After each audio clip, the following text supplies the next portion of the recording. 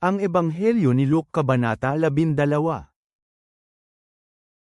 Samantala, nang ang libu-libong mga tao ay nagkatipon-tipon, na halos ang bawat isa ay nagkakatapak-tapakan, sinimulan muna niyang sabihin sa kanyang mga alagad, mag-ingat sa lebadura ng mga Pariso, na ang pagkukunwari.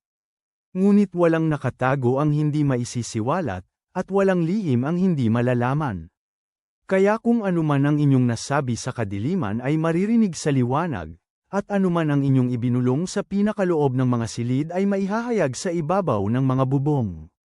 Sinasabi ko sa inyo aking mga kaibigan, huwag kayong matakot sa mga pumapatay ng katawan, at pagkatapos iyon, ay wala na silang magagawa.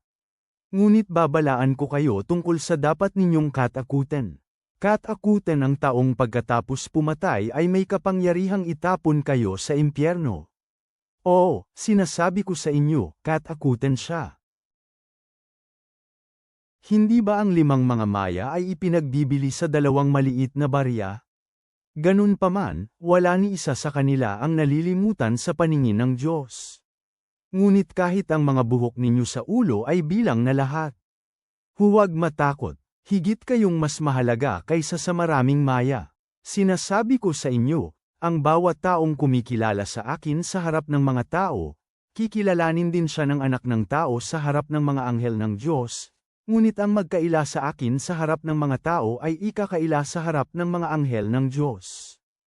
Ang bawat taong magsasabi ng salita laban sa anak ng tao, ito ay patatawarin, ngunit ang lumapastangan sa banal na espiritu, ay hindi patatawarin. Kung kayo ay dinala nila sa harap ng mga sinagoga, ng mga pinuno, at mga may kapangyarihan, huwag kayong matakot kung paano kayo magsasalita upang ipagtanggol ang inyong sarili, o kung ano ang inyong sasabihin, dahil ang banal na espiritu ang magtuturo sa inyo sa oras na yun kung ano ang dapat ninyong sabihin. At isang lalaki mula sa napakaraming tao ang nagsabi sa kanya, Guro, sabihin mo sa aking kapatid na paghatian na namin ang mana. Sinabi ni Jesus sa kanya, Ginoo, sino ang naglagay sa akin upang maging hukom o tagapamagitan ninyo? At sinabi niya sa kanila, mag-ingat na kayo ay hindi masakop ng lahat ng kasakimang pagnanasa, dahil ang buhay ng isang tao ay hindi batay sa kasaganaan ng kanyang mga ari-arian.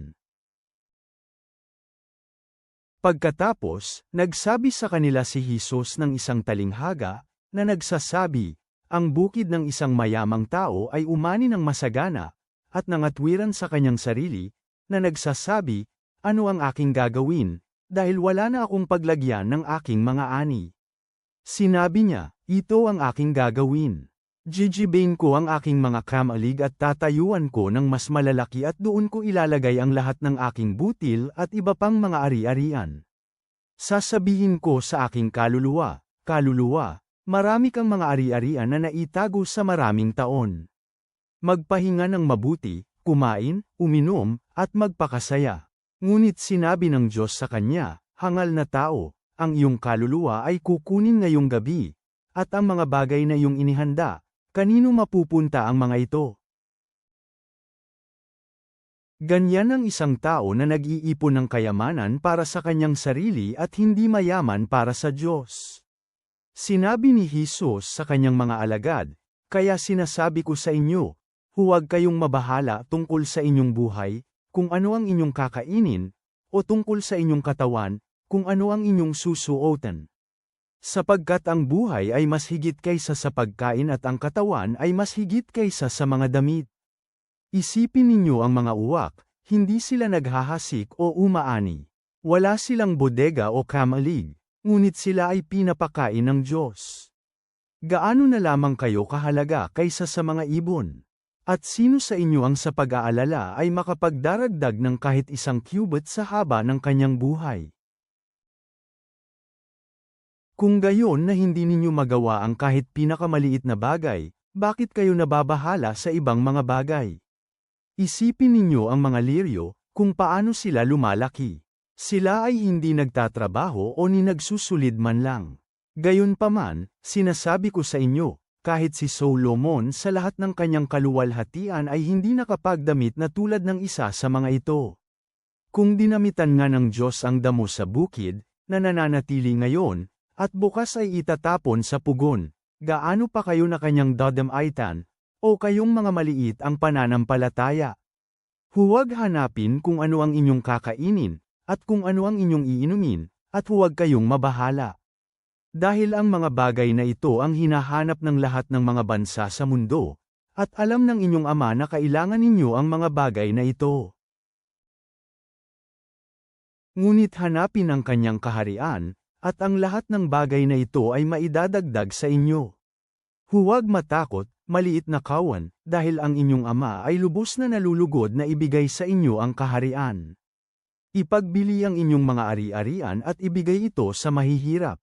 Gumawa kayo ng inyong mga sariling mga petaka na hindi nasisira, mga kayamanan sa kalangitan na hindi nawawala, na hindi nilalapitan ng magnanakaw, at hindi sinisira ng tanga.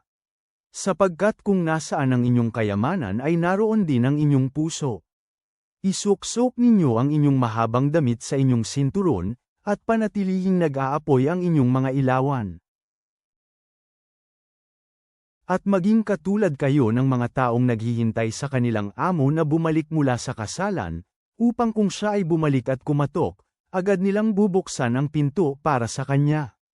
Pinagpala ang mga lingkod na iyon, na masusumpungan ng amo na nagbabantay sa kanyang pagbabalik. Totoo, sinasabi ko sa inyo na isusuksok niya ang mahaba niyang damit sa kanyang sinturon, pauupuin sila para sa pagkain, at lalapit at pagsisilbihan sila. Kung ang amo ay dadating sa pangalawang pagbantay sa gabi o kahit sa pangatlong pagbantay at nakita silang handa, pinagpala ang mga lingkod na iyon. Dagdag pa nito, alamin ninyo ito, na kung alam ng amo ang oras ng pagdating ng magnanakaw, hindi niya hahayaang mapasok ang kanyang tahanan.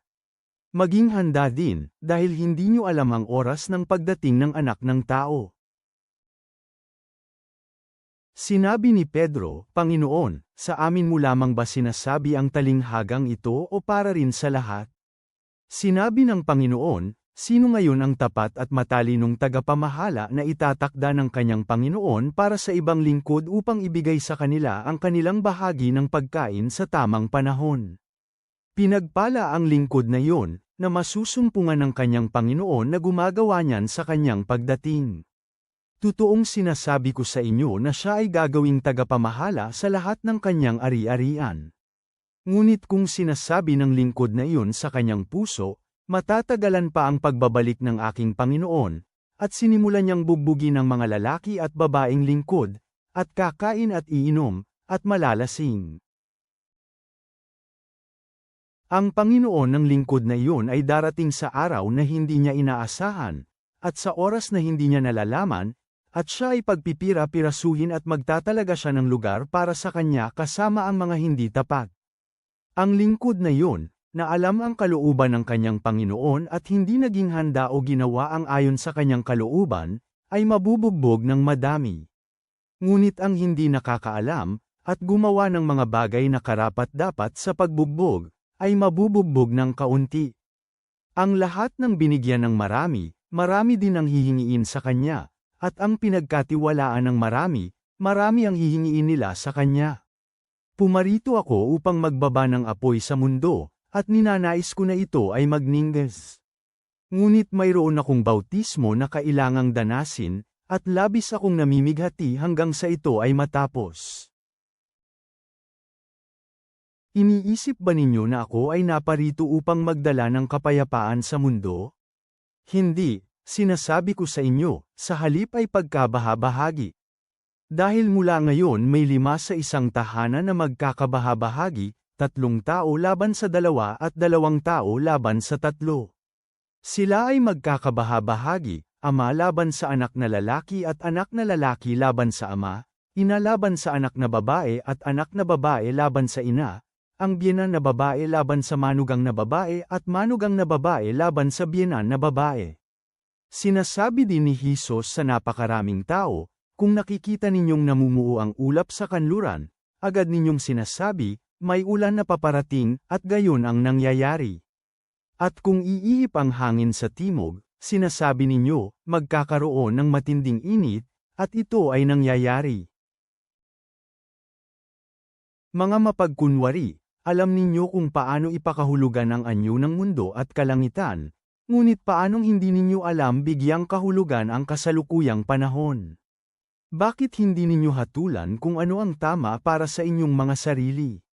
Sapagkat kung ikaw ay pupunta sa harapan ng hukom kasama ang iyong kaaway, sa daan ay sikapin mong ayusin ang hindi pagkakaintindihan sa kanya upang hindi kanya kaladkarin sa hukom, upang hindi ka dalhin ng hukom sa opisyal at hindi ka ilagay ng opisyal sa bilangguan. Sinasabi ko sa iyo, hindi ka makakalaya mula doon hanggang mabayaran mo ang kahuli-hulihang salapi. Diyos, na nagbabala laban sa pagkukunwari at kasakiman, palayain mo kami mula sa materialismo sa mga lipunang hinahatak ng pagkonsumo. Magtiwala kami sa iyong pagkakaloob tulad ng mga ibon at mga liryo sa gitna ng mga alalahanin sa ekonomiya. Ipahayag namin si Kristo ng buong tapang sa mga panahon ng takot. Ihanda namin ang iyong pagbabalik ng may pagbabantay. Hayaang maghari ang iyong kapayapaan sa amin, Panginoon. Amen.